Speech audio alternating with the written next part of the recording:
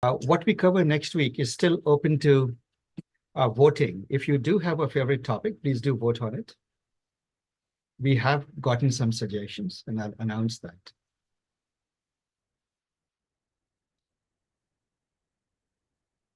All right, folks, welcome everyone to today's session.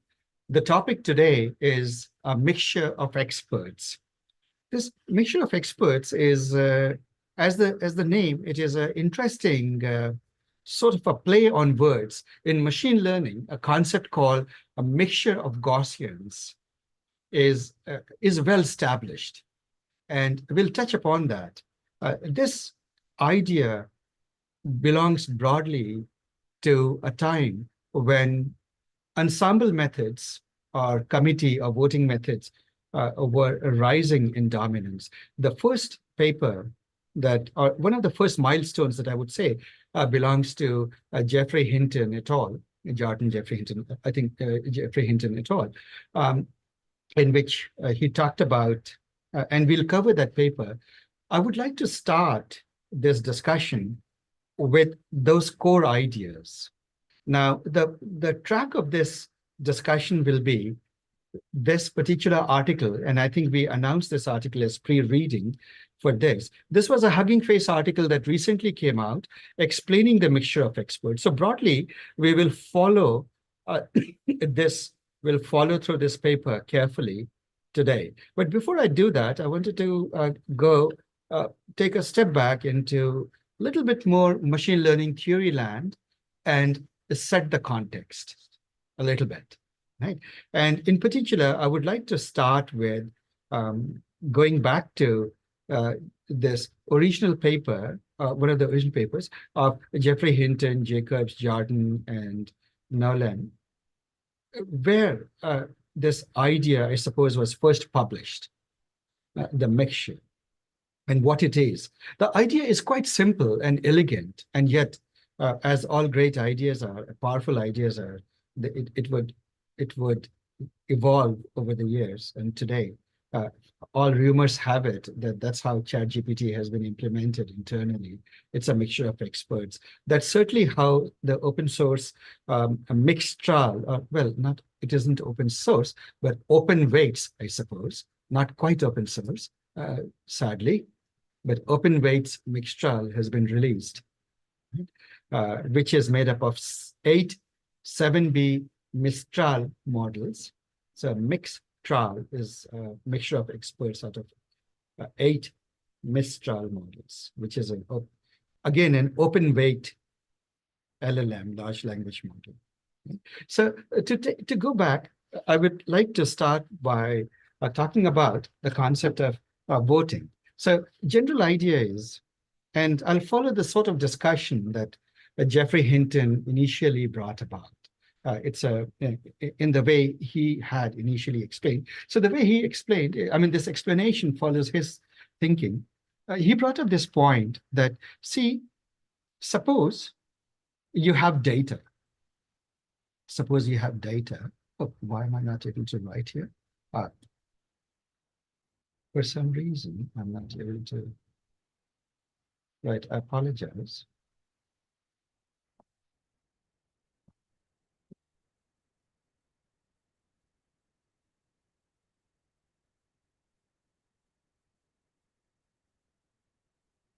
Okay, I'm having a bit of a technical difficulty. Please bear with me. I'll close this and reopen it.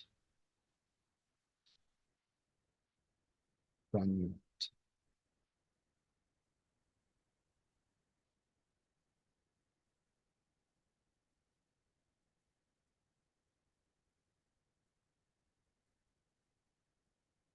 Mhm.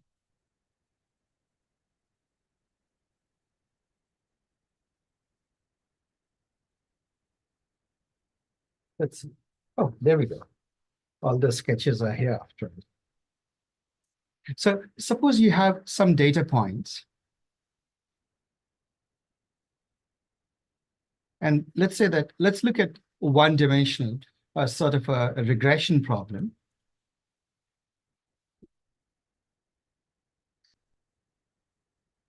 Now, There are two ways of approaching it, sort of broadly, two extreme ways of approaching it.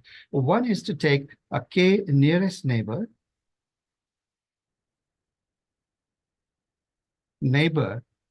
to predict the y value. So suppose you want to know what should be the value of y at this particular value, let us say x naught or xi. At this particular xi, what should it be? You would say, hey, which is the nearest xi, which is the nearest data point in the training data to xi? And you would say, well, that happens to be, let's just call this x10. For the sake of argument, this happens to be, well, in this particular case, x3, the third data point, let's say, x3. So what you would do is, you would say, whatever the y value here is for x3, whatever y3 is, that you predict as the value at xi, right? Y3 is the prediction at xi. This, if you recall, is how the k nearest neighbor approach means. Means given an input from the training data, find the nearest input point. And once you find the nearest input point, whatever the target value is, you give that target value to as the prediction.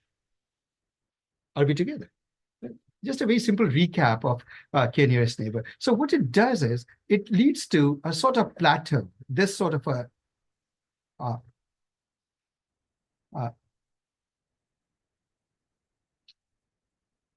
I suppose, this sort of a step function kind of a, I suppose,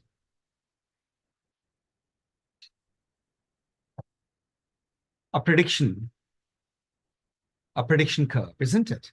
This is what it would do. On the other hand, if you go, and these are very local models, what is happening is locally to each point, each part of the feature, the feature space, right, input-output space, there is a local expert. The expert being that point which is nearest to the point about which you're making inference. That point in the training data is an expert making the prediction for this input that you gave at inference time. I hope that makes sense, isn't it? That's it. So when you do k nearest neighbor based regression, you basically have lots of experts. Each of them is a local expert. On the other hand, if you were to do, let us say, for the same point, you did, let's say, a polynomial regression model, then you would do something like, a curve like this, right? And you would say, this is a polynomial, let's say, y is equal to y hat. The prediction is polynomial of x in a degree, let us say degree n, right? In other words, you're talking about something like theta naught plus theta 1 x plus theta 2 x squared all the way to theta n x to the power n, right? So this is your prediction that is there. And quite often, the one intuition that I carry is, if you want to ask now, what degree of the polynomial? Well, that's a hyperparameter of the model. But one very rough and ready rule that I use, which comes the basic theorem of algebra, just count the number of bends. So how many bends do we have? One bend here, two bend here, like two bends are here at least minimum, right? Add one to that. So you need a polynomial of at least degree 3. One easy way to convince yourself is, what's a polynomial of degree 1? It's a straight line. Straight line won't do, clearly. What's a polynomial of degree 2? It sort of looks like a parabola or an ellipse or something like that. That also wouldn't do. You obviously need a polynomial of degree at least 3 here. There are 2 bends. Make sense? Right? So we have sort of discussed some of these ideas here before. So that's it. But now we won't go into that. So you can do polynomial regression. Regression. And this is a global model. You notice that there is just one expert. It's a global expert in the entire feature space. into the entire region, X and Y, it is the one global expert. It will make predictions everywhere. Now, the problem with obviously using a big global models is that you have to do a bias variance trade-offs, right? And where they begin to get problematic is that sometimes there is no hyperparameter that quite works. In the case of polynomial, of course, that's very easy to tell. If, for example, a data has been generated by one of the transcendental functions, right? So, for example, let's say that you don't know, that your model doesn't know, but data, for example, has come out of a gamma function, a gamma distribution, gamma function distribution, like something like this. Let us say it has come out of that, right? Or some beta function, etc. Then there is no way any of the polynomial degrees will work. Because if you look at a region like this, it's very hard to tell exactly how many bends there are, right? And anyway, this is a little bit of digression, but those of you, if you play around with it, this is the history of the field. Polynomial regressions were discovered as early as early 1800s. And right after that, people discovered the so-called the Runge phenomenon, which is that they have wagging tails. They have oscillations in the peripheries, and they don't quite work. And in particular, they just don't work for transcendental functions or data that you suspect is generated. The underlying dynamics is some transcendental function. The problem is most of nature tends to love transcendental functions, right? So quite often, that's what, I mean, you throw a pebble in the water, what do you see? Sinusoidal waves. That's a transcendental function. How do the amplitude of this water ripple decay? Right? That, if I remember right, those are Legendre polynomial functions. And so, or is it Bessel or Legendre? But I think it's Legendre polynomials, right? Decay functions, again, transcendental functions, and so on and so forth. Right? Everywhere they tend to dominate nature, and so you get into trouble. Anyway, we won't get into that because that's a huge digression. The point to make is that you can have either very local experts, like k-nearest neighbor approach, or you could have a global model. Now, around the 1990s, early 1990s, there was a growing realization that what you could do is, instead of making one powerful global model, right, what you could do is you could make not one model, but you could make many models. And then if you did that, you had quite a few benefits. First of all, you could decrease overfitting to quite some extent. The variance in the bias variance trade-off, you could mitigate the variance errors. You could still use relatively complex models, but still, because you used a lot of them, the averaging would sort of dampen down the overfitting. And I assume most of you are familiar with ensemble methods and bagging and so on and so forth, bagging and boosting. And you do realize that when you use random forest or extremely randomized trees and all of these variants, what you get is a suppression of overfitting, but it never quite goes away if you think about it. So one of the things is why? And one of the explanations, as far as I understood, Hinton made was quite elegant.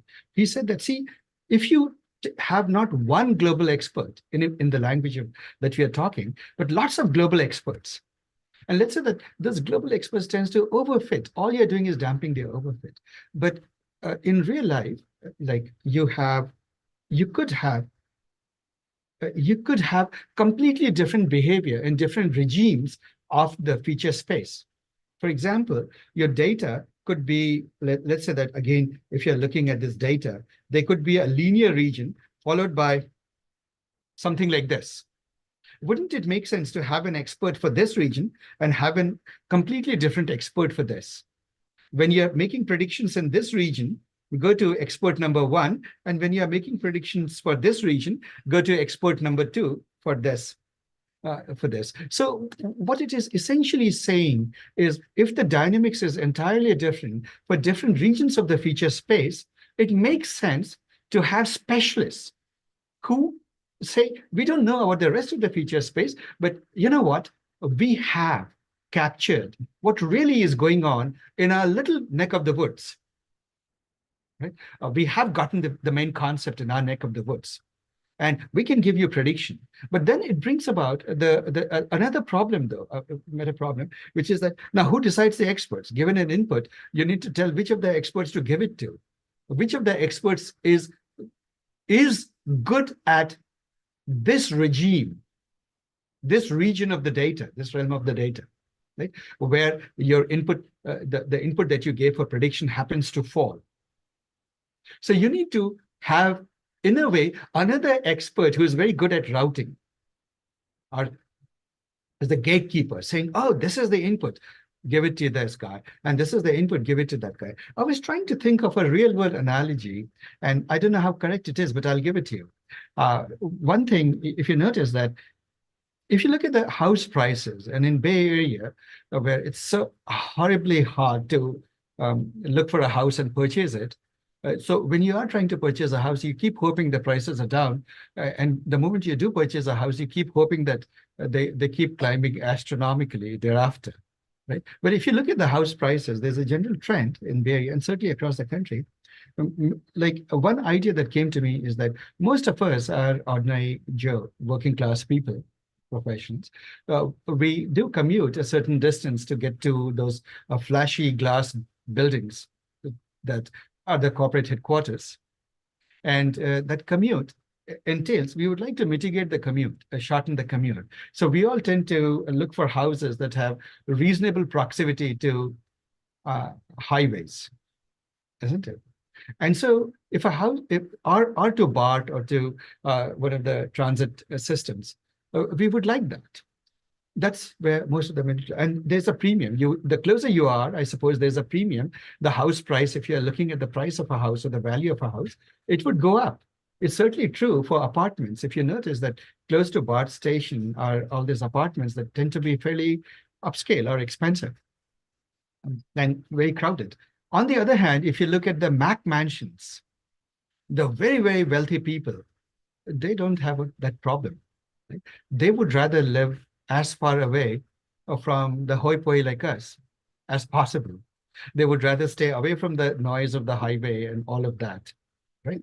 And their houses are in the forest or some remote place, and those are the Mac mansions. So what it means is that if you're creating a prediction model that predicts, amongst other things, the price of a house based on proximity, amongst other proximity to highway and other such factors, you would agree that the dynamics that is at play for middle-class homes is entirely different from the dynamics that is at play for the Mac mansions, isn't it?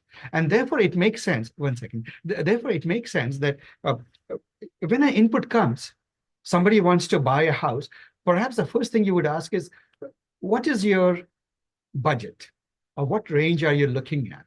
Because that will automatically determine which of the real estate experts you will route this client to, isn't it? You say, hey, he's really good in this neighborhood, which is a middle-class neighborhood, and helping you find house there. Oh, that other fellow, she's very good at finding great Mac mansions. Does that? I don't know. I was trying to bring it down to real life and see that. Sheena, please go ahead.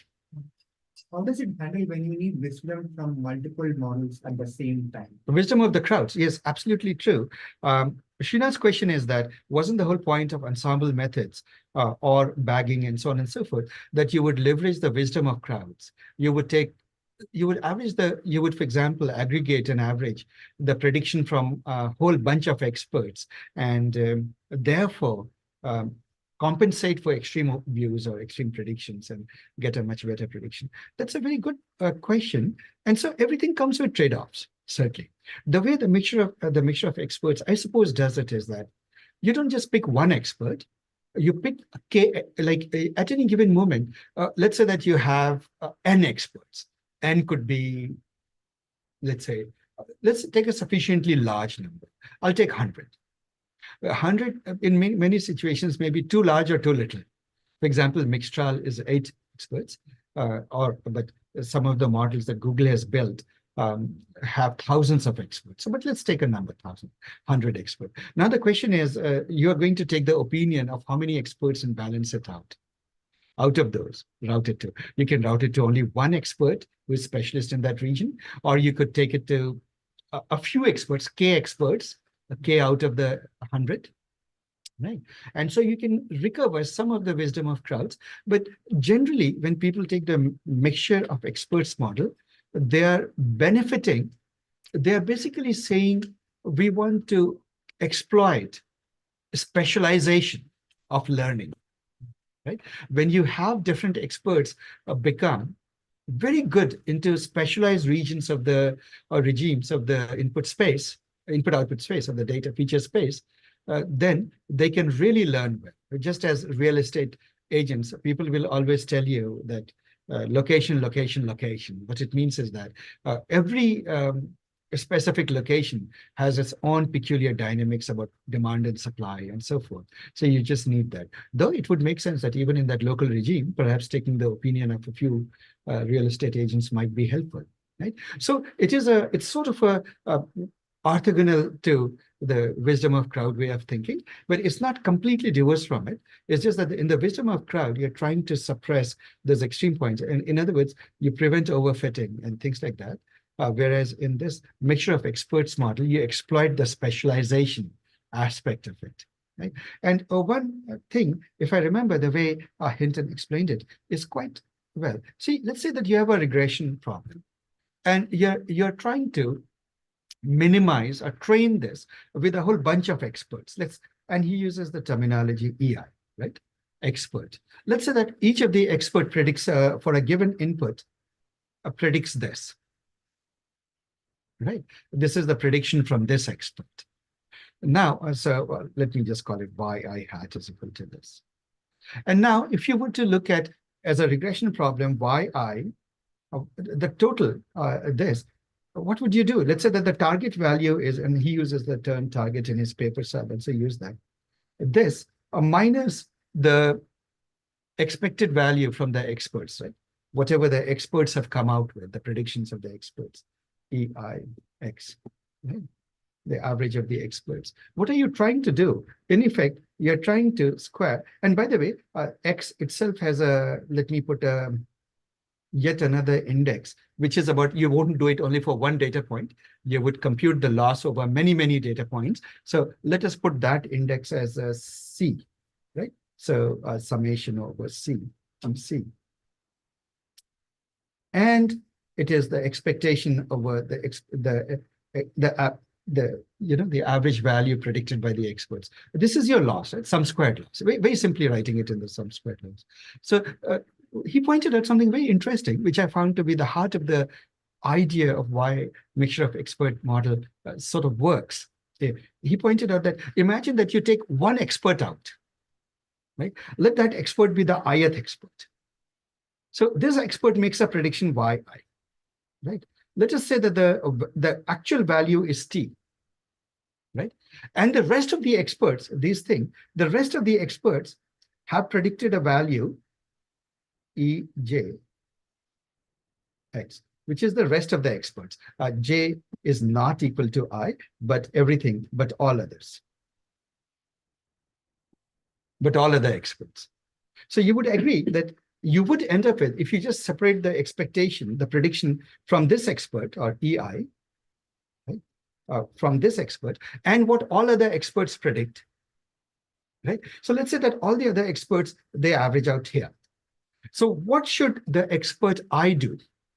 If it has to learn, it will end up learning to compensate for the mistakes of other experts in a standard ensemble way, right? It will learn to compensate for their mistakes.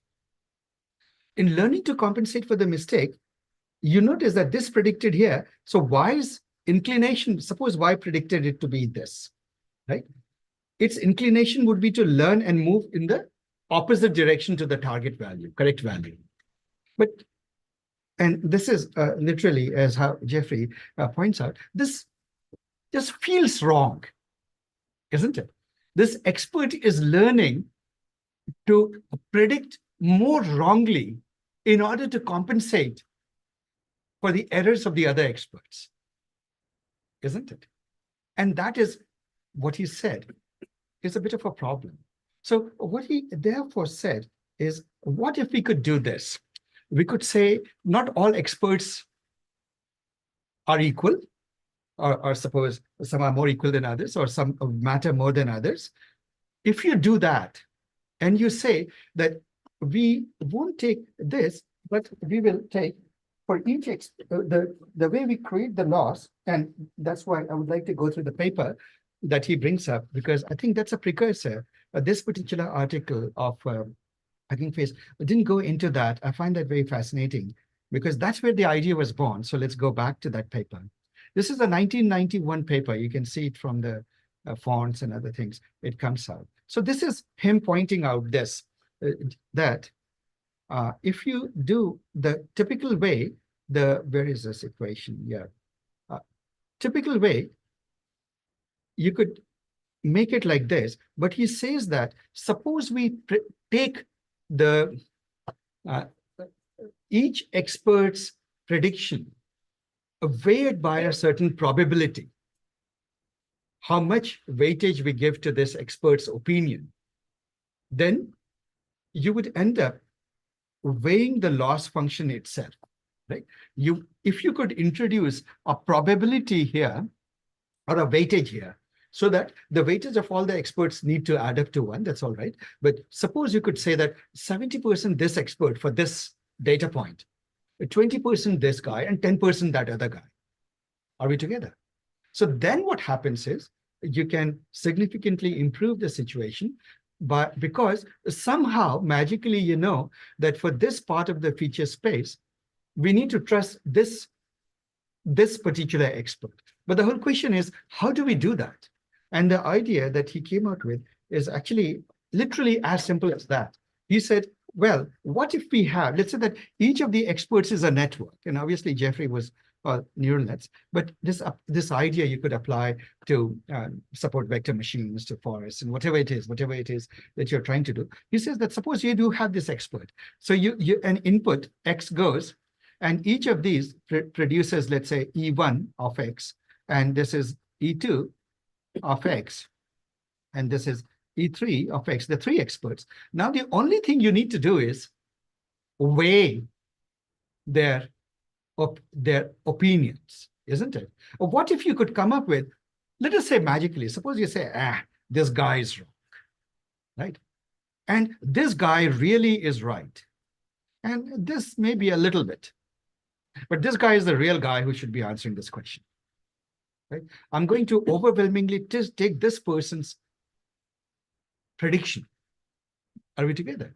Then what happens is, then you say, well, that's all very nice, but how did you come up with P1, P2, P3? How did you come up with this weightage, right? And so what you do is you take the input and you feed it in here to a network, a neural net, once again, and the last layer of the neural net, and you can just make it a softmax, or you could make it just make it a simple neural net, and with the softmax at the end. So whatever the logits come out of the neural net, make sure there are only 3 logits, because the number of logits coming out should be exactly the number of the experts you have, and then feed it into your softmax, right? Just to give you the softmax, suppose you have a number logit H1, H2, H3, then the logits would be e to the H1 divided by the sum, e to the H2 divided by the sum, and e to the H3 divided by the sum. It's sort of a way to normalize. This is the softmax, S being equal to the summation of e to the Hi, right?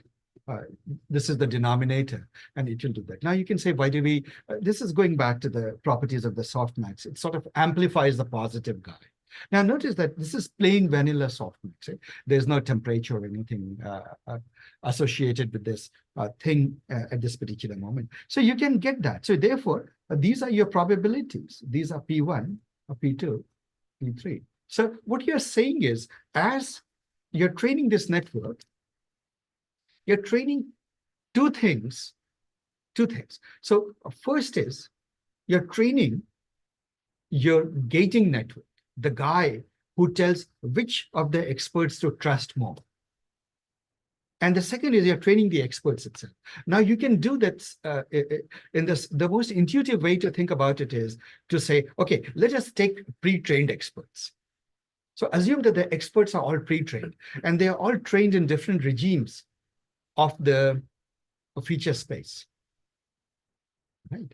Or, it need not be, by the way, a regression problem. We could easily convert it into a classification problem. Let's say that you're trying to determine whether something is a cow, a duck, or a goat. Right. So maybe you have a classifier that does a great job between cows and ducks. Another does a great job between ducks and goats, and another between cows and ducks. Right. And based on what you're trying to tell, maybe you can choose the kind of experts you will use or trust to tell what exactly is it. Right. So you can have a classification, but we'll use regression as the main problem just because we started out with that. So this is it. This is the original paper. Do you see this, guys? This is all it comes to. And it basically says that, and this is this is the softmax. This is obviously the softmax equation that he used. Now comes the interesting part in this paper. He goes on to say that something lovely, actually. He says that in practice, while this idea should work, and it did, what they found, what these folks found, is something actually very interesting. And this is one of the points that I suppose I don't see that very emphasized when people talk of the mixture of expert model. Look at this equation. Right? This equation actually looks a lot different than just the log probability, negative log probability, isn't it? The loss function isn't just negative log loss. What about this very interesting term that has crept in? And he gives a very interesting interpretation to that. He says that when you're looking at the error function, don't just look at when you're training that gating function, don't take the error of that just at the negative log loss, which would be your intuition, but assume that suppose you predict a value 0.7, 0.2, 0.1. I'm just taking hypothetical values, right? So those are P values, P1, P2, between 3 experts. And what it says is that, take a more sort of a Bayesian perspective, and they tend to say that, you never make point predictions. You instead predict a distribution around that point, that the maximum probability is at that point. So you take this and you say that, hey, it is a Gaussian that's peaked at this, a Gaussian that's peaked at this, and a Gaussian that's peaked at this. Are we together? So you don't make a point prediction, you just make a prediction of a Gaussian distribution that is peaked at those values. Am I making sense? With a unit, as you can see, with a unit variance. And so do you see that this is the Gaussian term, right?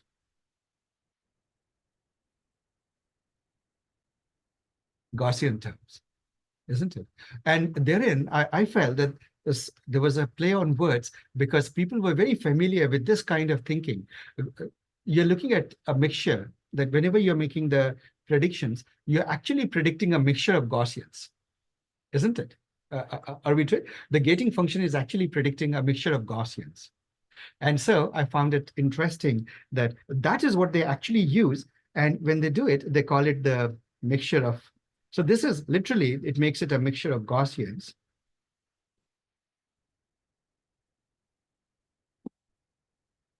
And they call their model mixture of local experts. I believe that's what they call it, right? Local experts. The word local has obviously over time gotten dropped. Yeah. This error function, this is only for the gating network. For the gating network. So, yeah. so there has the other experts. The other, that is right. That is right. But I said that to get the hang of it in the beginning, imagine that the experts are pre-trained. But then in reality, what happens is that you co-train them. Right? You train them simultaneously. You train the experts and you train the gating network. But therein is a danger. What's the danger of co-training the experts in the gating network simultaneously? Come again?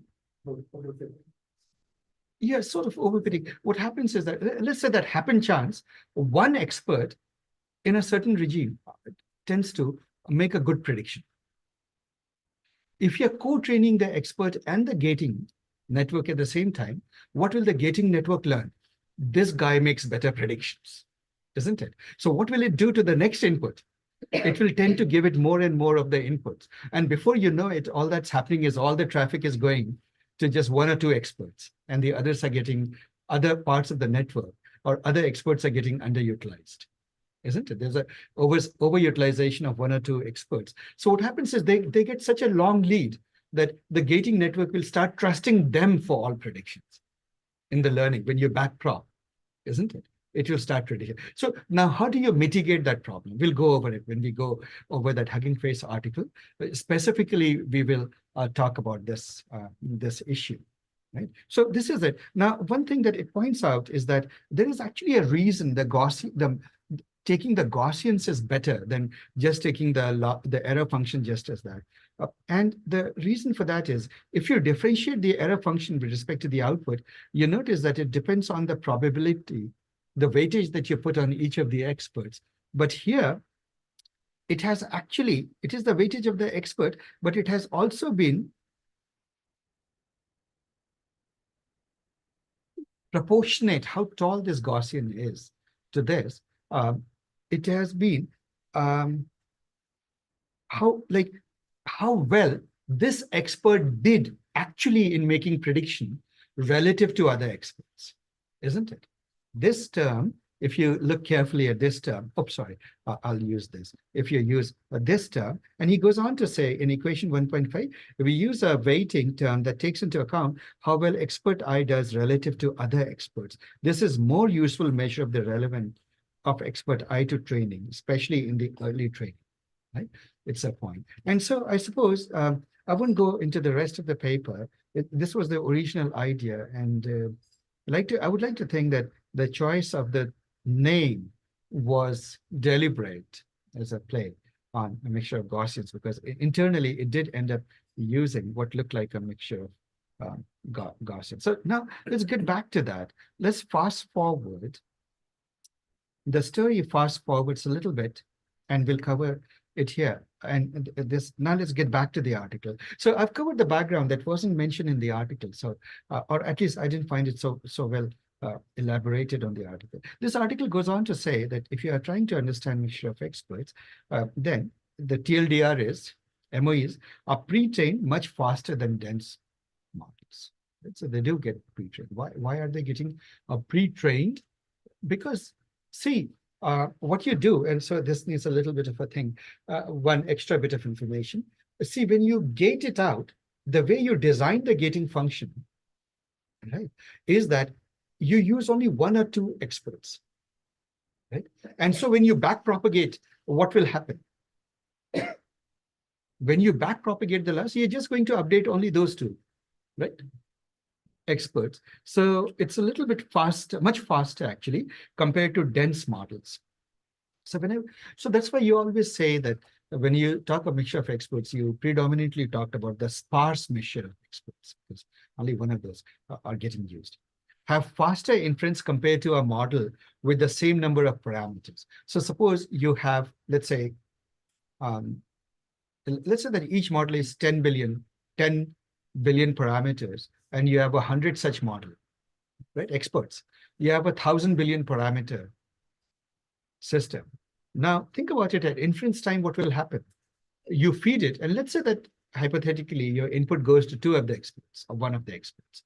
In one of the switching transformer, it goes to just one. So, but let's say two of the experts.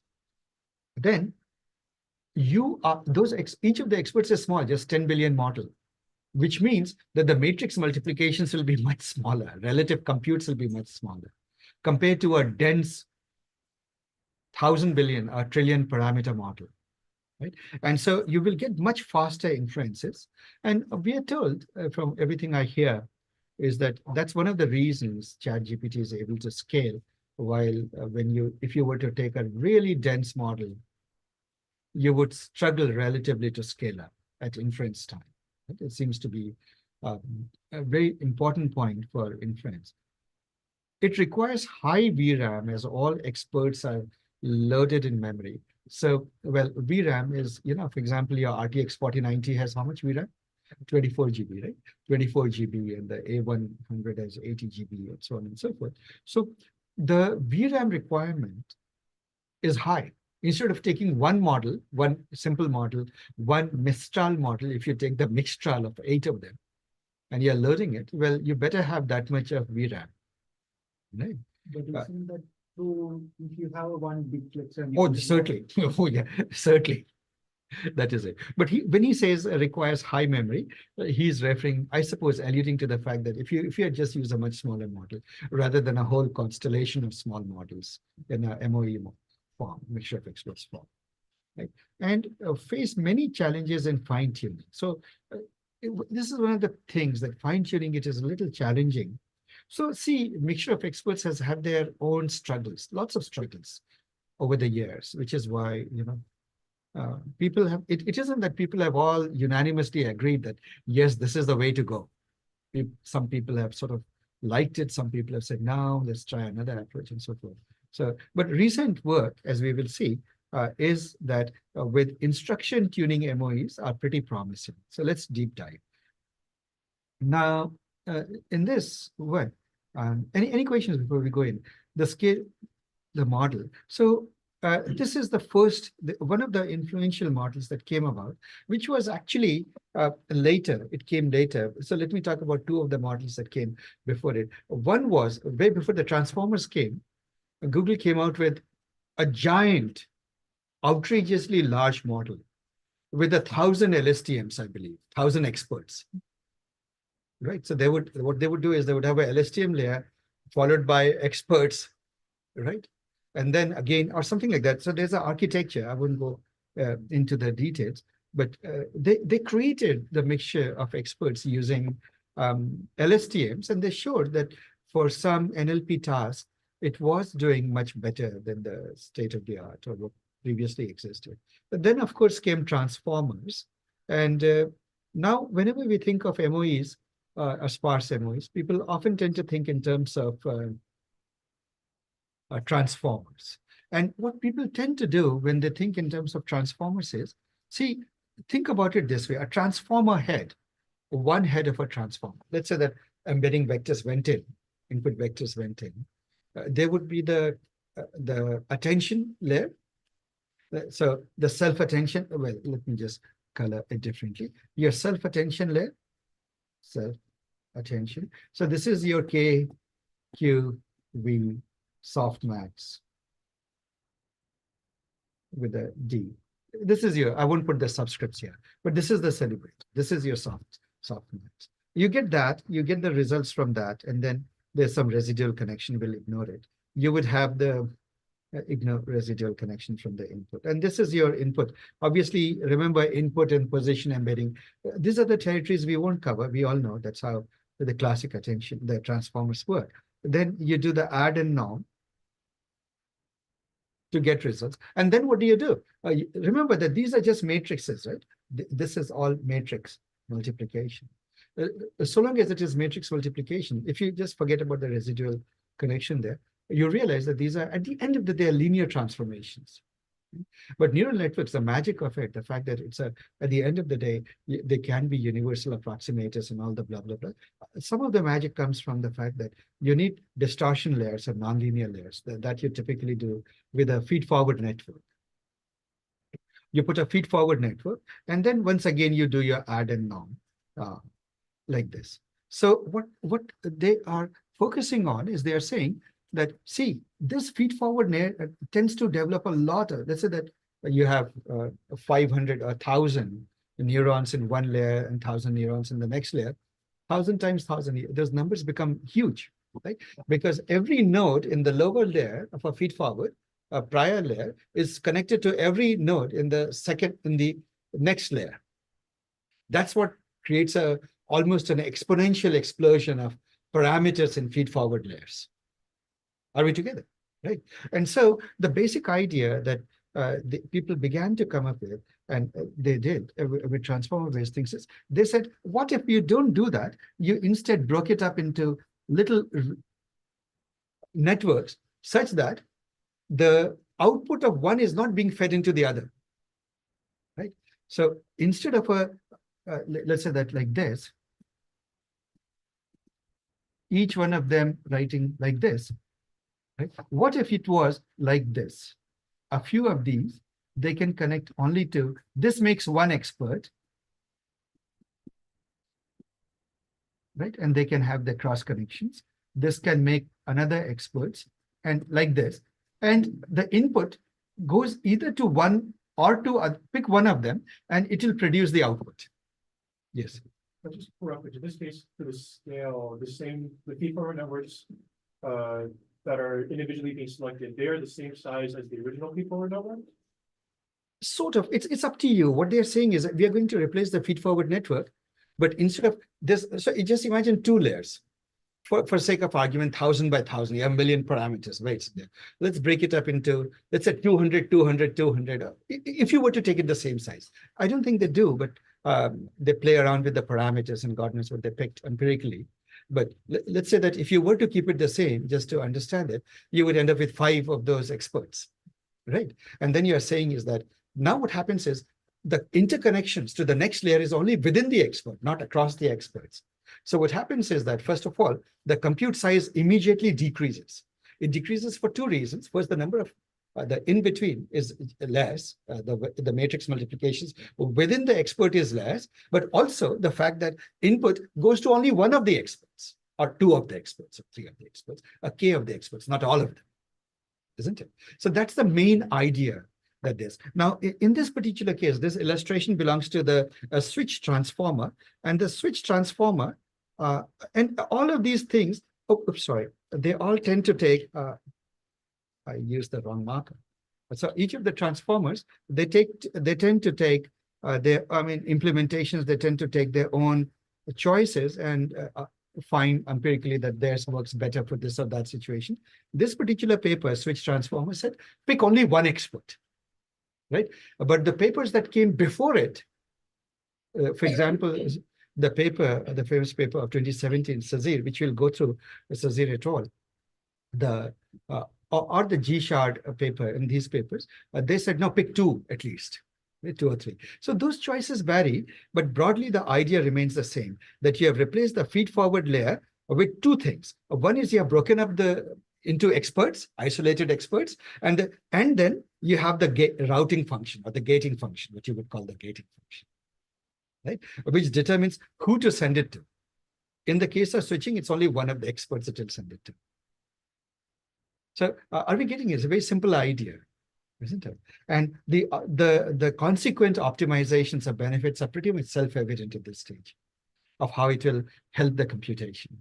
But the underlying idea one has to keep in mind is what Geoffrey Hinton kept emphasizing, that the reason these things work is because you create specialists, experts who are good at certain regimes, right? For example, in the NLP domain, they found actually, I don't know if it was the switch or the other paper found that, but some of the experts, they catched onto vowels. They became very good with handling the vowels. Some became very good at handling, I believe, some other form of words, and so on and so forth, right? So they can specialize, and the benefits remain. So here's a brief history that they mentioned. And today, obviously, we live in the world in which everybody has heard about this Mixtral, which is 8 of the 7 billion modules. And then, obviously, after this, the new news came that there is a bigger Mistral, which does better than the Mixtral. So, and it again is a thing. It is not a given that MOE will necessarily be very good, right? Then you can have a bigger model. So I would like to point out one sort of what is called neural scaling law. People talk about neural scaling law. Basically, what it says is, and I'll do very hand waving instead of getting too much into arguments, but there's a Google paper and so on and so forth, which basically says that if you look at powers of 10, how many parameters you have in your model, and think of a dense model, right? When you think of this, think of it as a dense, implicitly, Mindframe have a dense model, 10 to the 1, 10 to the 2, 10 to the, I don't know, whatever it is. Let me just say gazillion, whatever the current notion of gazillion happens to be, right? A massive model. What people notice is that any kind of a loss that you're sort of minimizing during the learning process, right? And the residual loss that you're left with after all the training tends to and that's why it's called a scaling law, because it's in powers of 10. You notice that most of these graphs look like this, linearly coming down. You must have seen the graphs like this for many, many practical use cases. And what people have observed that, I mean, that's the single biggest reason people say, two reasons. People say that the bigger the LLMs are, bigger is better. Bigger is better for two reasons. First of all, loss for any task goes down. The other reason, of course, is that there is a belief that it leads to emergent behavior, new behavior that you didn't anticipate. Now, whether it does or does not is debatable. I believe in this last month, or in this month, the NeuroIPS conference that just finished, one of the winning papers was that was it, am I right? That the emergent behavior is a mirage, right? It isn't quite there. So something, but we'll leave that. But this is inarguably true that the bigger you make the model, the more the loss. But then the more the training data you need, the more risk of overfitting you have, the more risk you have that the model will just go memorize your data. Right? And today we do have evidence that these things memorize. So see, guys, there are two different orthogonal ways to scale up models. One is to literally have a dense model grow bigger, bigger, bigger. Right. The other is to keep this thing same, but have more, treat each of these as an expert in some sense, and have more of these. Right? Create a big mixture of experts. And these are the two sort of degrees of freedom, or two axes you have to scale up these neural architectures. And the whole question is, from which direction do you get the best benefit? It turns out you get benefit from both of them, from neural scaling and from mixture of experts. That seems to be the main point. So a brief history of that. This was the paper of Geoffrey Hinton that we just now covered. This is Geoffrey et al. We just covered, and I like that. So this is the chosen, etc. So during training, both the experts and the gating are training. But remember that when you do that, you need to put some mechanism in place to prevent that whole problem happening. One expert takes a little bit of a lead in making better prediction, and soon the gating function starts rewarding it. Gating network starts rewarding it and routing all the traffic to it with, winners, rich get richer mentality, right? So then you'll have a very skewed mixture of experts. So how do we do that is something that's talked about in this paper. Experts as components. So this is what is there. For example, yeah, this was the paper that I was talking about. This is the 2017 paper, I believe, 201, Shazir et al., in which they did it with, I believe, LSTMs. These were LSTM layers, lower LSTM layers. Output goes to a gating function and also goes to, and that decides which of the experts will honor it. Right. Now, the way you do that is, now, how does the gating function do it if it is producing logits? We haven't said logit means none of the experts has zero value, isn't it? So we have to still address the question. Now, wait a minute. Gating function is producing this logits. None of the values are zero. So how do you say that only one or two expert gets it? So that's a little bit of it that we need to talk about. And this here has been sort of completely butchered. I think I should go back to the original paper, but I'll try to illustrate what it is. So we agree that the output is what the gating function says, and gating function says about an expert I and times the prediction of the expert I on that data. Would we agree? Right. And this you can then do sort of you can aggregate all of the results over the n experts, let's say. Right? Suppose you have n experts. Now this says, well, this looks pretty bad because if you have 10 experts, then you say, how is sparsity achieved? If all the 10 experts are making prediction, that doesn't help us. Right? The whole point is not to let the 10 experts make the prediction, but to first compute this, and from that, pick only the top 2, top 3, top 1, or whatever it is, and then send it to that expert. So then let the expert do the computation. So first this, then EI. So if an expert is not chosen at all, then you never let it do the computation at all. That's the main idea. Right. So initially, the simplest way that you can think of the gating function is, let's say that you have gating function is some feed forward network. At the end of it, it's producing, right, something. Easiest way you can think of it is, suppose X goes in, right, and it's a single layer gating function. It has certain weight, right, weight matrix. So X dot weight of the gating function. Are we together? And so you do the X dot weight, you'll get the logits. And what do you do with the logits after that? You can do the softmax of the weights of the gating function, and then you can do the softmax, right? Because logits would be X dot WG. This makes common sense, right? This is elementary. So you could do that. Then the problem is this will end up sending, like producing, first of all, lots of logits, like every values will be non-zero. So to solve that, what they did is, and they also added a bit of noise. Or why would you add noise? Sajid Worth, in the paper of 2017 from Google, what they did is they said, okay, let's deliberately add some perturbation to it, right? Whatever those weights that come out, let us not go and right away take that as a prediction. But what you do is X dot WG plus a small bit of noise. Let me just use the word intuitional, small bit of.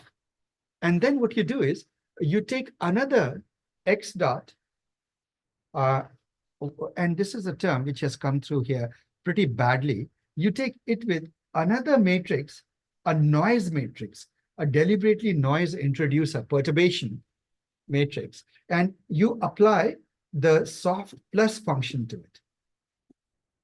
What is a soft plus function? Just to remind you, remember that this is ReLU. It has a non-differentiable point. You'll have trouble back propagating your gradients and so forth. You could have, I mean, in reality, you don't. But soft plus is just the smoothed out version of it. This is your soft plus. So when you do the soft plus version of this, you realize that if X dot WN happens to be negative, those ones will right away get thrown away. Are we together? Right? Only some of the positive ones would stay. And so then what you do is you are basically saying the equation that you're having is X dot WG plus small perturbation, small amount of, I just deliberately use the word small amount of soft plus X dot WN. So what will this do? It will already start eliminating some of these values, isn't it? Right. And then this small amount, how do you randomly pick a small amount? One easy way is just sample of a normal distribution, isn't it?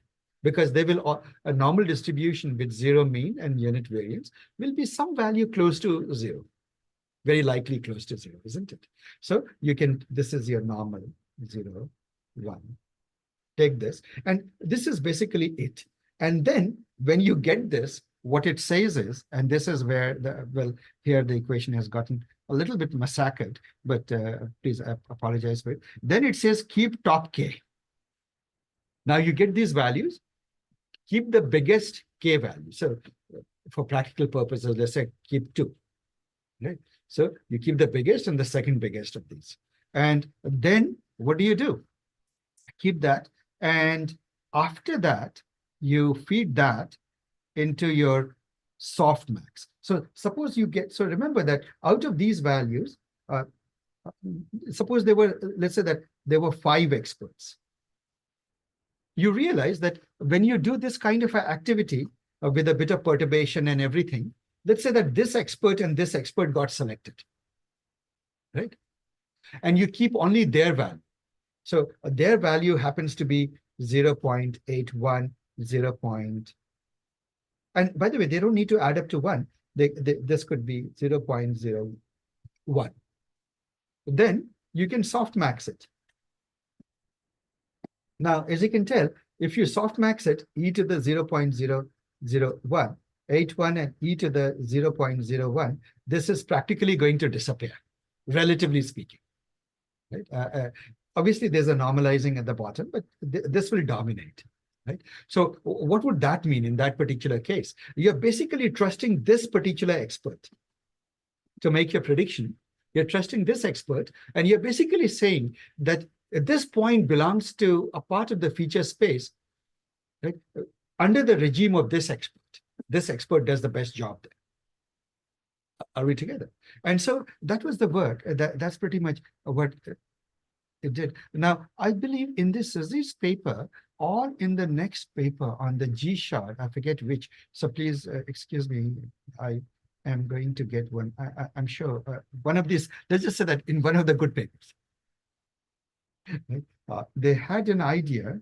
They said that let's be very, let's do one more further optimization.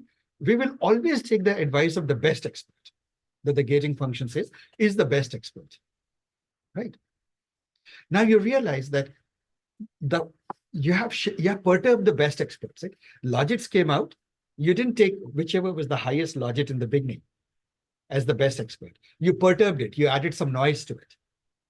And then you shook it up a little bit. And then what came out is the best top two. You always take the first one. But for the second one, what you say, now, wait a minute. I'm not necessarily going to pick the second one. I am going to pick the second one. I'm sampling off that. So suppose the second one's probability is 15%. I will just 15% chance that I'll take its advice or take its value. Are we together? So first, the biggest one I'll definitely take, but the second one I'll sort of sample off the distribution. So it's a bit of a trick, but that seems to have worked. And then the next paper said, well, it didn't quite work. Switching says that, no, just keep the best expert in. That's about it, right? So people are obviously trying experimental means empirically to see what sort of works and what sort of doesn't work, right? Oh, yeah, here it is. So it is the G-shot paper. Yeah, that's what I was going to say. So one of the things that came out in the G-shot paper was that randomly you keep the top expert, and the second expert is picked with a probability proportional to its weight, how much it came out to be, right? So it just adds a little bit more to it. And then the third thing that you do is that you add sort of penalty if the machine starts routing all the traffic to one guy, right? You start adding all sorts of penalty terms to the loss function to penalize if it starts doing if it becomes too asymmetric, right, too one-sided, let's say. And then they also put a threshold of how many tokens can be processed by one expert, right? This is called the expert capacity. You limit it, right? So suppose you have an expert. Here is an expert. Now, this comes from actually from a practical situation, expert capacity, they call it. So see what in reality what happens. Expert is a neural network, right? It will take in a tensor. It will take in a tensor, which will have a size of A, B, C. Like, it will be, let's say 10 cross 10 cross 6. Which means, let us say that up to, it may take, I'm taking very small numbers, but maybe 8. Let's say that it can take at most 8 samples, like 8 tokens at a time. So what you do is that you can say, okay, it will take 8 tokens, but sometimes you boost it up. You say that its capacity is actually 10 tokens, little bit more than 8, because you expect that you keep a relaxation because it may not get all 8 tokens. Usually it will be a little bit less, but okay, let's say that. Then what do you do? Just in case you did get more than 8 tokens, the expert got more than 8 tokens, instead of letting it go in, what you do is those extra tokens, you just short circuit and pass it as a residual link. You bypass the expert altogether. Remember, there is a residual link all over the place in these architectures. And this is where the residual part comes in. You notice that, pay attention to this particular part of the cycle. This guy, right? If it goes to, this part. You see that? You can always short circuit it. You can say, all right, you have exceeded this expert has exceeded the capacity. So any more tokens, it will just short circuit. It will just overflow, right? So that's what they are talking about. So anyway, these are the technical details of how they go about doing it. And I won't go into too much technical detail, but one of the things is, how would you do it in modern hardware, right? Now, Sorry, just for clarification, when you're talking about expert capacity, are you specifically using expert capacity as a way to avoid that expert bias or expert collapse where you only have one expert, or was expert capacity used for something else? see, expert capacity, first of all, is a necessity because in reality, right, whenever you get a network, you know what is the shape of the tensor that will go into it, right? It will, let's say, take only X number of tokens. So there's a hard limit to it. What happens if you get more token than that, reaches it more token than that? So first thing is you sort of, you can give it a little bit more expansion, just in case it gets more, you short circuit. But then you use that in a loss to force the network to redistribute better. So yes, you do use it as a forcing function to do that. So then this diagram, if I understand it right, what it is trying to say is that, see, you can take each of these experts and put it on different machines, effectively different devices, right? But the rest of the network is the same. If you think about it, the weights of the attention heads are replicated, isn't it? It's only the experts which are different. So the experts are shared across the devices. I get this expert, you get that expert, right? But as far as the rest of the attention head is concerned, the attention part of it, right? What is it? WK, WQ, WV, and all of those things. And those things we can keep exactly the same across all of these even when we isolate them on different devices. Inbuilt is the expert, but data is not coming to the expert. It's coming through attention layers, the first attention layer, and then some norm and add, and then to the expert. Now the question comes, then also not to the expert, then to the gating function, the gator, right, the router, and then the router may do. Now what happens is, if you're sitting in here and the router decides it is meant for the other expert, which is sitting on the other device, then comes the problem. Because now what happens is you'll have a lot of traffic, isn't it? Because now you have device to device traffic. And that's becomes a bit of a problem, because if you look at most of these GPU systems at this moment, you observe that, see, first of all, there is enough latency as it is, taking loading data from the HBM, high bandwidth memory, or the so-called VRAM, into the cache for processing, for computes inside the GPU itself. But that, by the way, overhead is quite significant, as people are realizing recently. But forget that. That is nothing compared to the overhead that is there in moving data between the devices. The network latency that is there, and by network they use whether you're doing it over the Ethernet or the NVLink or whatever internal links they have, that latency is pretty substantial. So that's one cost that you incur, and that's sort of a aspect of the thing to worry about. So that is that. Yeah.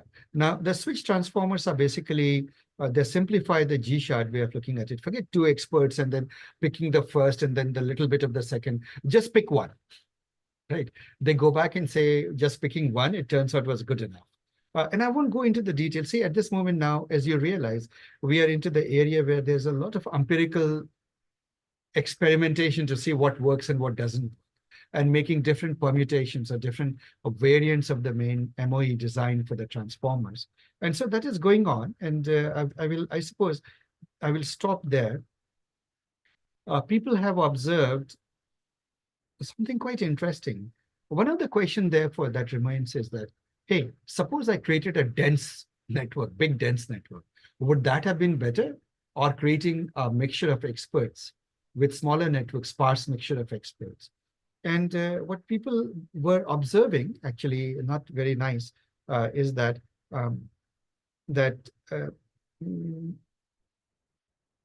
that, where is that statement? Somewhere in here is the statement. But if I am saying it right, this article says that they found that for reasoning tasks, the dense ones were doing much better. MOEs were not actually doing so well. But for knowledge stuff, it was doing much better, actually. Where does it say? Somewhere it says when to use sparse.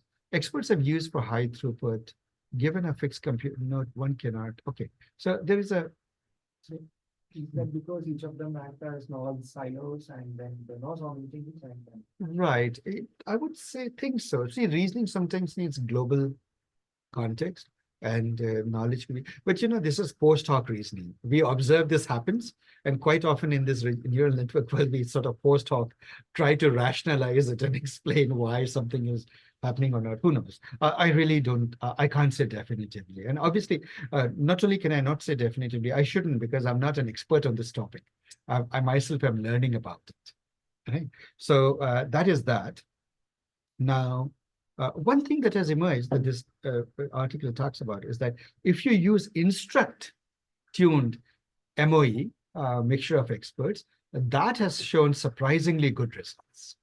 So that is a more recent finding that is going on. The other thing that people have asked is, hey, what about we train a big mixture of experts and then we use distillation to create a smaller, dense model? Remember, distillation is still one of the favorite pastimes, certainly in the open source community. Take a big model, distill it. Try to keep as much of the performance as possible. So now this mixture of experts is taking, as you can imagine, you can load a Mistral onto your 4090, but you can't load a Mixtral, the MOE variant, onto your 4090. It won't do, right? We just loaded it actually at Support Vectors. Praveen has been playing around with it for the last couple of days. So anyway, and we first loaded the 8-bit quantized version, and actually that doesn't seem to be very smart. We're going to try the full Mixtral version and see how well that does. But the YouTube video seems to sing praises of it. We'll find out. But but one of the things people have always done is taken a big model and hoped somebody will distill it for them and still keep the performance. So the obvious question is, can we take a MOE, sparse MOE, or for example, can you take the Mixtral and create its distillation back into a dense, smaller model, right? And I'm sure that those activities are done. Now, the parallelism speaks about data parallelism versus model parallelism. Do you break out the data and send it to the different pieces, to the models, or do you experts, or do you break up the expert itself and then do, and what are all the variants you could talk about? I won't talk about it. So this is all the empirical study about what works and what doesn't work and so forth. And there are lots of open source MOEs that are coming up, thank goodness. There is many initiatives that are there and that is happening. The word open source, though, is getting rather stretched, right? Open source means really release the open source code. So actually one paper that I like, and now I'm going into the land of opinion, recently that came out is Llama 360. It is basically saying, guys, let's be honest. If you want to release something, make it reproducible. Tell all the steps. How did you create it? How did you fine tune it? What was the data? What is the internal architecture? Reveal everything. To just release the weights is not open source. It is maybe open weights, right? So Mixtral and all of these are open weights as far as we can tell, but not open source. And the Llama 360 paper, they are making a very strong and persuasive argument that let's get back to the open source spirit, which seems to be rather fading out at this moment, which is sad. Anyway, so that is that. And I suppose I'll end all that I have to say here. Quickly, I'll run through the paper. The first paper we ran through, the second one. Oh, this is the Sazir paper that I talked about. Like it seems a little bit of an oddity, but in 2017, January 2017, remember, this predates the transformer architecture, which came out in December 2017, right? So guess what? They created a ginormous mixture of experts model using, guess what? At that time, the king of the hill in NLP used to be the LSTM. And so it is based on the LSTM, right? And this is it. Sandwiched between this. It's the same thing, gating function, experts, blah, blah, blah, same thing. But let's look at the things they did. So this is so this equation looks straightforward, right? The output, getting how much weightage to give to each expert, multiplied, get the output. But then, okay, here is the point that I was talking about. The gating function is itself a softmax of its own. But then what you do is you keep HN. But how is HN computed? You notice that what is the normal prediction, the gating function predicts, but then you don't trust it. You add a little bit. So a standard normal is my definition of colloquially saying a little bit of noise. And how does your noise look like? It is this. You take a x dot multiplied by a noise thing, and you make it into project it into a softmax function, right? As a continue, pretty much looks like a smooth reloop. So some of the things would entirely die down. If it is negative, it's a lost cause, and some things are preserved, right? Will get preserved. And for example, if it is positive, it will be left alone. Negatives will get sort of suppressed, right? And and then you multiply it with that. Keep top k means literally that. If it is a value, keep the value. If it is in the top k elements, whatever value you come up with, let it be there. On the other hand, if it is not there, you make it minus infinity. Why minus infinity? Because you know that you're going to feed this into, guess what? Into the softmax. This goes into the belly of the softmax. So when in the softmax does e to the power. So e to the minus infinity is 0. So you're basically saying, forget that expert. Don't even bother sending data to that expert. That's what it is, right? And so this was the paper of 2017. It talks about it, what the strengths and the weaknesses and many things. And also it talks about this fact, how to address the rich gets richer problem or prevent it from doing that, then the metrics and so forth. And then in this thing, I didn't bring up the G-Shard paper, but I should have mentioned that. The article did mention it. And then the other one is the switch transformer, which basically says, forget about top K, just pick the best, right? Whichever it comes out with simple and efficient sparsity. And then it has other additions that it doesn't just say that, it does more work. Right? And so this is it. This is the architecture for the switch transformer. And you notice that those equations all remain the same. This is your softmax, right? For the gating. And this is your value. It goes all the way back to the original Hinton paper.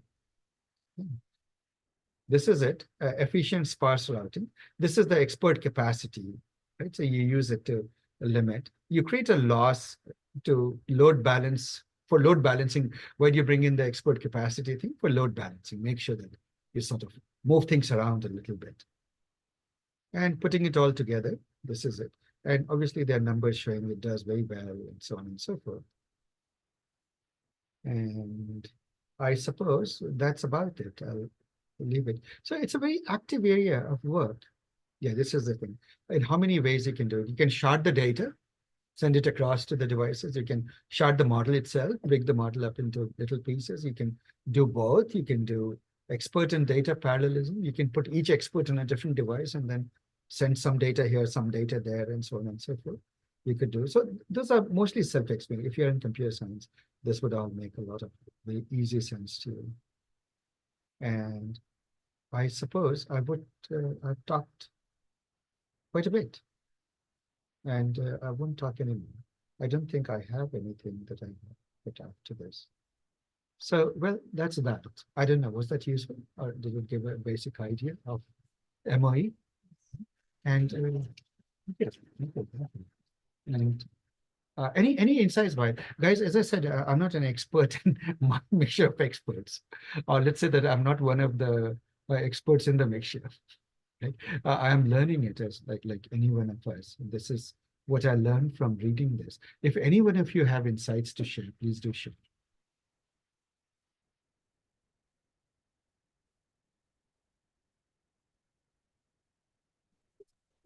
So for the mixture of experts, when they apply to the feed-forward network, I think that makes sense in terms of like large language models. You're not going to want to duplicate each of the transformer layers.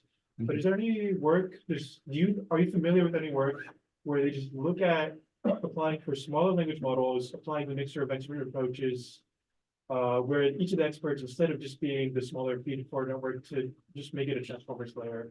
I've seen it applied for convolutional neural networks for image tasks.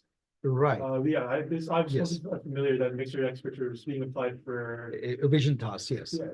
That's right. It's fairly autonomous. You literally keep those autonomous experts there. I have seen that. Actually, if you think about it, nowhere, if you go back to the original ideas of Hinton and all these people, and nowhere does it say, for example, that you have to use a transform, or the fact that you have to use a large transformer.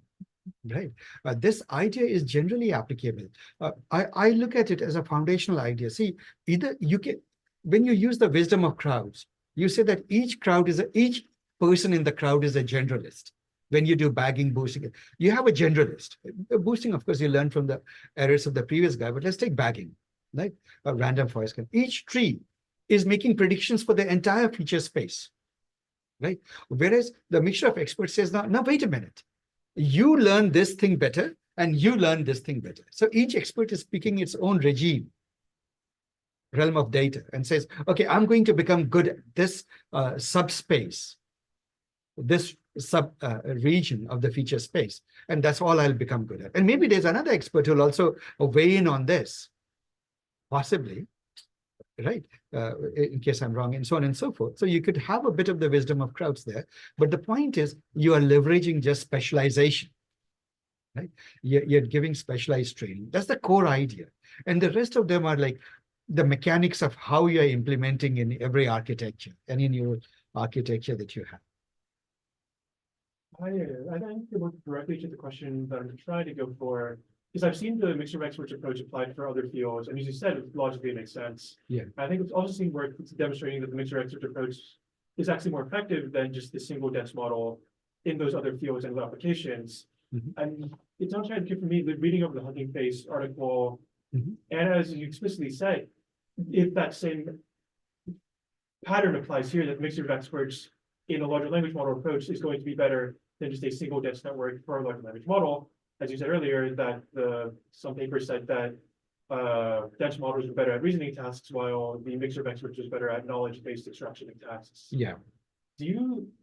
I wonder if that's more of just sort of a challenge of just classifying how well larger language models are performing. But do you know as well if the dense models and the mixture of expert models they're comparing, if those are similar parameters? Yeah. Or That's a very good question. See, I don't know the answer, but I can hazard a guess. See, there is this whole thing which is contested, whether or not there are emergent abilities, right? Let us say that reasoning is an emergent ability that only arises at a certain scale. So the fact that all the experts are below that scale, rather than in a dense model which achieves that scale, inherently means none of these experts will potentially have that ability. And the fact that you're just picking one of the experts, you're just putting one more kindergartner to answer, let's say, a graduate school level question. And so it won't work. That is the way I would have liked to, post hoc rationalize it. But do I believe in that reasoning myself fully? I don't know. It's sort of it's a mental picture I have. Right? That could be it. The other aspect with this mixture of experts has been the fine-tuning problem. They fine-tune poorly, right? And now with the instruct-based fine-tuning, etc., there's improvement, but there's always been a struggle. See, MOE is a new paradigm, right? If people haven't developed, I think we are still all having teething issues with it. We're trying to wrap our arms around it and somehow make it work. That is my assessment. But I may be wrong. I mean, I suppose if any of those great researchers who are working on it are hearing it, they're probably offended that I'm saying that. Yeah, but that's that. The question you asked, Sure. is there any question? So when I'm reading, so this is from Bard, so maybe it is a little bit different than what you were saying. It was mentioning that the multiple experts, they do different types of tasks. In the sense, it says that it goes after different aspects of language processing, like factual analysis, grammar, or creativity, those kind of things. The ones where you That is true. explained was it goes, there are experts who have different expertise over different portions of the data, but they're doing the similar work and they're basically getting probability of doing that. Versus in this case, you have a routing where tasks are inherently sent to different folks who are capable of doing that. So is there a difference in the way the training is done over here versus what you are saying? See, Sachin, you're absolutely right. Actually, thanks for bringing that up. There are two different ways of looking at it. One is the original way, the way Hinton looked at it. And he says in different regimes of the input space, the different experts behave differently. Now, it's also true, like the switch transformer, I believe it was this paper, if I'm getting it right, that pointed out that they observed that these experts, one of them was getting better at noun. They were, one was getting better at something else, or, getting so on and so forth, vowels or things like that. So they were picking up specialized functions, right? How do you reconcile these two viewpoints? Both of these are correct, apparently. The way I would reconcile is that remember that by the time it reaches these layers and layers of experts, the input data has been transformed, right? It has gone through attention layers and it has gotten massaged. And what has emerged out of those input vectors through all of those layers are these more semantic level vectors dealing more with these things. So even though one expert is specializing in, let's say, one part of that space, nonetheless, it is being forced to, or effectively learning more about one semantic area versus another semantic area. That's the way I would reconcile those two points of view. But what you read is correct. So they have to be all trained on the same data equally, because if one is doing factual and another is doing some grammar or things like that, they need to see, all of them have to see the same data, correct, during the training time. They are seeing, not necessarily. See, the router essentially ensures that every expert sees a partial reality. You realize that, right? It never sees the whole. So, for example, you send in a sequence of tokens, for example, in the switch transformer. What is it doing? It's giving one token to this expert and giving another token to the other, the next token to the other expert, right? So no one expert actually at inference time sees the whole sequence. It sees what the gating function shows it, what the router shows it. That's all. It shows a little piece of the reality. And it acts on only that piece of the reality.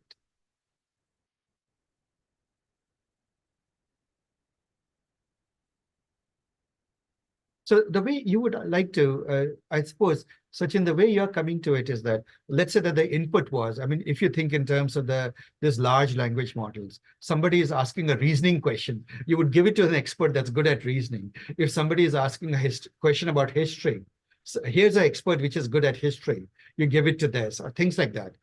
Maybe that's another variant, or another way of looking at or implementing mixture of experts, and people may have done that.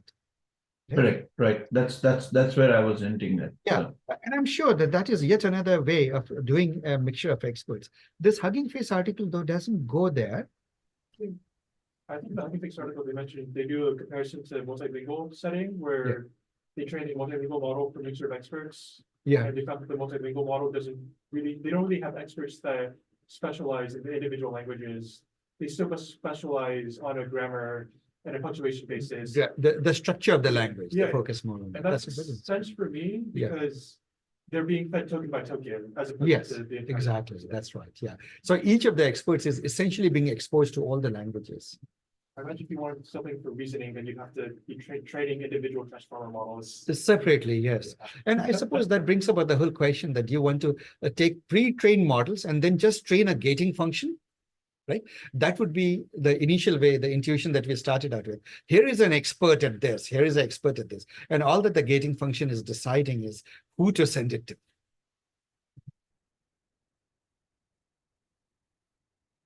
All right, guys. So that's any other questions? I think one observation somebody posted that it's like a epic Ramayana, so Ramayana has 10 heads, right? So Oh, yes. GPT-4, 8 heads, so you need Yes. eight of those. Yeah, maybe a mixture of experts is already realized in Ravana. 10 different heads talking.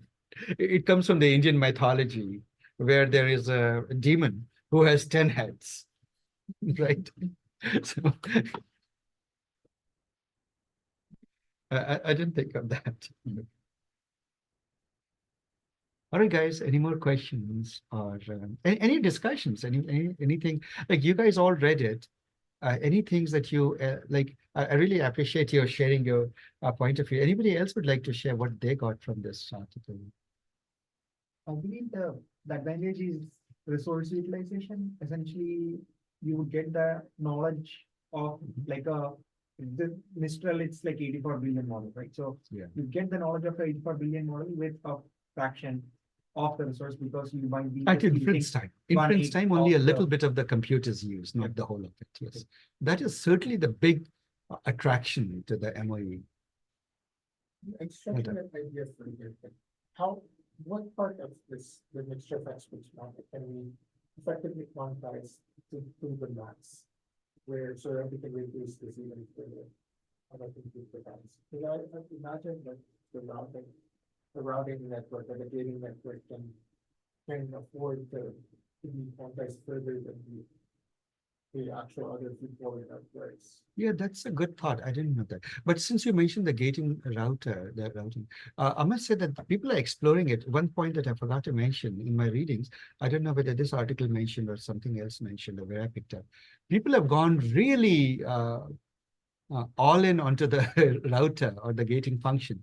They have created hierarchical gating functions as trees. The first one just says this gating function or this gating function will decide. Then that gating function decides which of the experts it picks and which of the expert this picks, and so on and so forth. So there's hierarchical gating functions. Then there are reinforcement learning based gating functions or routers. So even reinforcement learning has made its way in.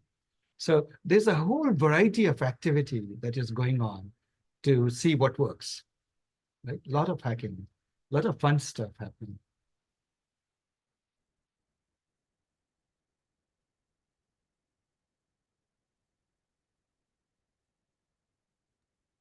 So another question. So we have Mistral 7B, right? And there's the Mistral 87B.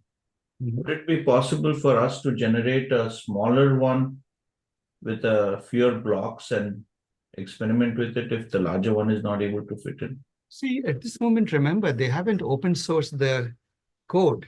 They have just released the ways. They are saying that, hey, tough luck, you can just download it and run it. We are using Llama CPP to run this. And so I'm sure people will reverse engineer and they'll implement it in open source or they'll come up with something else. Right? But yes, it should be, theoretically, it's possible. So what you're saying should be possible. And what is the TPS that you are getting? Tokens per second is on our big inference server. Yeah. Oh, that is amazingly fast. For Mixtral? For Mixtral also, it's amazingly fast. Right? So the speed is not the issue. But actually the quantized version, the 8-bit quantized version, I'm disappointed. But we have to run the 16-bit, the 16-bit version. That will sort of fit into the inference server because we have 96 gigs of RAM and this one is 90. So- Comes to. We'll So see. have you looked as if at the Intel blog post that where they talk that there isn't much difference going from 8-bit to even up to 4-bit in the accuracy? So I'm a little bit puzzled as to why you're not able to. I don't know. Maybe we are doing something wrong. Either that is possible. Or the other answer could be by 8-bit, it is bad enough that it can't get any worse by the time you go to 4-bits. But the difference in the accuracy isn't much. I mean, it's ours exactly like what if like just to give you an example, if it's 87, it's 87, 86 point something like that. It's not way down. So that's See, what they were talking about Sachin, quantization. so one thing, we started out, Praveen, do you remember what were the questions we were asking? And the results were like Quadrant system. It was almost like, what's all the fuss about? The results weren't too good. You were there, Patrick, when you're looking at this Well, question. I was there when you have the results. So yeah. Oh, yeah, the sister problem, the Brother and brother and sister problem was a disaster with 8 bits. Right, it didn't get it right. So I believe the question is something like this. Uh, I believe, was it Lily? Lily. Lily has 2 brothers. Each of the brothers has 2 sisters. How many sisters does Lily have? Right? The 7B model failed, 8-bit quantized, and this the mixture of expert model also failed at it. They both gave wrong answers, at least on our machine. Maybe if we change the parameters with the Llama CPP, we might get better answers. But as of this moment, it looks somewhat disappointing. I don't know, is that the experience of other people with the sisters Yes. problem? Others also are getting pretty much the same result, not good result. Some were saying that it may have been tuned to that particular problem. Okay. So when they tried to do the question a little bit, it still didn't get it, even at. Even at full 16, 16-bit, yeah. Yeah. That's it. Yeah, so I mean, that again speaks to the same thing, right? Logical reasoning is not the forte of MOE at this moment.